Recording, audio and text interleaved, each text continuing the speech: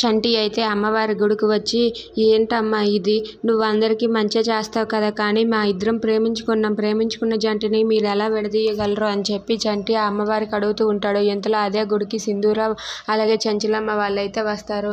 ఇక చంచలమ్మ ఆ దేవుడికి దండం పెట్టుకుని, అమ్మ సింధూర, ఆ కోనేటిలో 3 సార్లు మునిగి అమ్మవారికి నీ మొక్కును చెల్లించుకో అమ్మ అని చెప్పి అంటూ ఉంటుంది. దాంతో సింధూర అయితే ఆ కోనేటిలో మునిగి స్నానం చేస్తుంది. ఇక అక్కడ ఉన్న చంటి అయితే వాళ్ళని చూసి పక్కకి నిలబడి ఉంటాడు. ఇక సింధూర అలా కోనేటిలో మునిగి వచ్చేసరికి తన తాళిబొట్టు అయితే బయటపడుతుంది. అది చూసి చంటి ఒక్కసారిగా షాక్ అయిపోతాడు.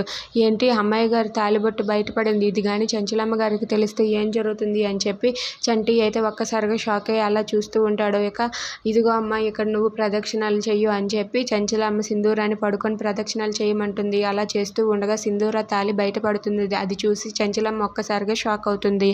Thanks for watching friends, please subscribe.